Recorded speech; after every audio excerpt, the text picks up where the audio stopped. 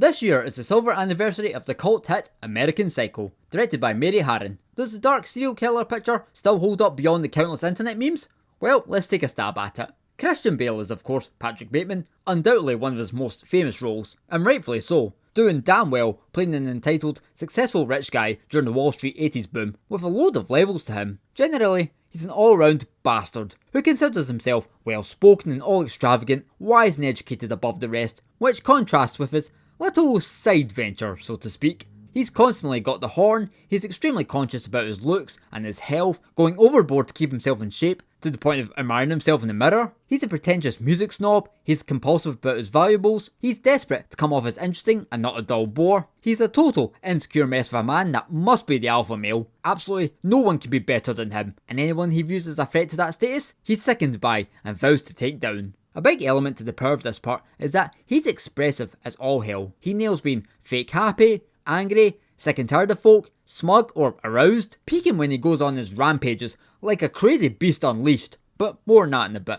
All of these details and characteristics are captured beautifully in a masterful career performance. Anyone else wish that there was an alternative version of the Dark Knight trilogy where Bruce Wayne acted like Patrick Bateman? That'd sure be different. And to tell the truth, probably better, but I digress. His fellow workers, Justin Furox as Timothy, Josh Lucas as Craig, and Bill Sage as David, are all effectively, to put it kindly, utter C-words. And Jared Leto as Paul Allen fits right into ideal casting, question mark? Okay though, I'll give credit to the guy. It's a quick part, but he does a good job. And I like how Bateman's insecurity reaches such a ridiculous point of envy that he tries to embody everything about Paul. Chloe Sevigny is great as the secretary Jean, who's underappreciated and a rare, decent person in this cast to latch onto. There's Reese Witherspoon, in the middle of her mainstream breakthrough process, shining as Bateman's fiancée Evelyn, who's just shoved to the side, practically a non-entity who he sees as a leech, and Samantha Mathis as Courtney. You feel for her hollow unhappiness. But big shout out to Cara Seymour, who's particularly fantastic as Kirsty. The poor woman's put through the ringer, and she sells every minute on screen.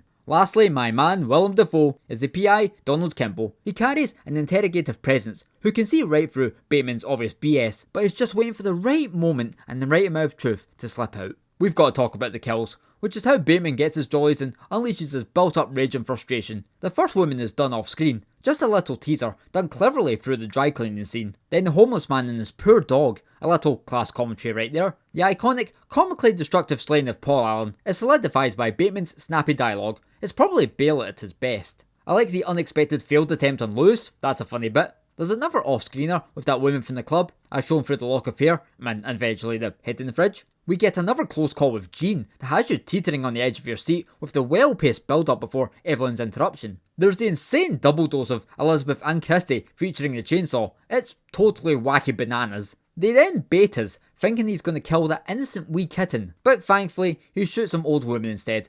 Whew, thank God, we dodged a bullet there, no pun intended. After which, he crumbles to pieces in that psychotic breakdown, but ultimately, because of his privileged position, he gets away scot-free. That is, assuming that this wasn't all in his head. Ooh.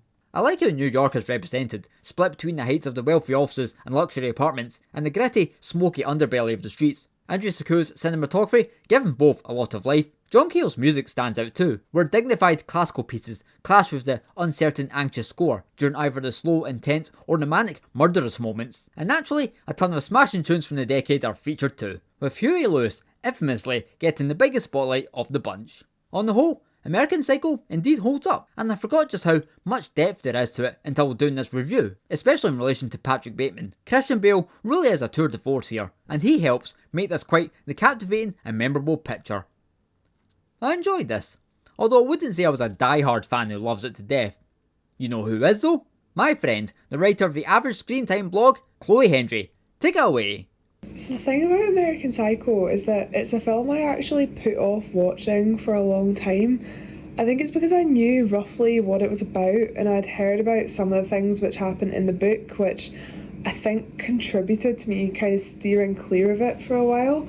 I guess I was worried that it was just going to be like torture porn. When I did watch it though, I was almost pleasantly surprised by how much I laughed at it. I mean, obviously there are some scenes that are difficult to watch, but overall it is a satire. And I think the way certain things are done in the film, it is so absurd that it is funny.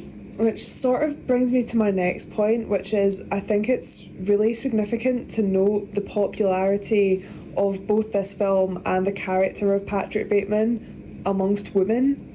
And I think as well this has a lot to do with the fact that Mary Harron, it was directed by a woman. I mean, every October it feels like online you run into so many videos of people, usually women, dressed as Patrick and lip syncing to various scenes that he's in. You'll see people lip syncing along to the audio of his speech about Huey Lewis in the news before he kills Paul Allen. And I have been one of these people. I dressed up as him a couple of years ago and I did that lip sync.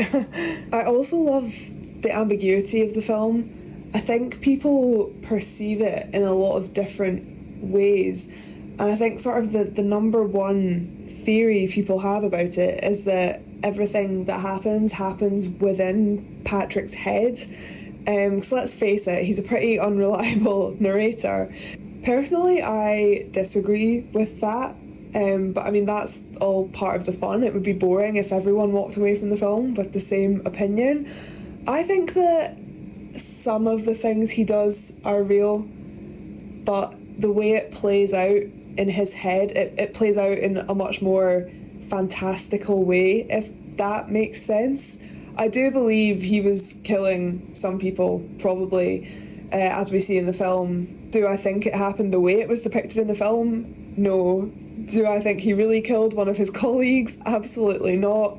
But like I say, that's part of the fun. It's so open to interpretation. I think overall, just everything from the cinematography to the costumes, even just the runtime. I feel like the film is the perfect length. It doesn't try to shove too much in, and it leaves you with just the right amount of questions, if that makes sense. And it absolutely has that rewatchability. It's a film that I'm very fond of, and in years gone by I never thought that would be the case, so here we are.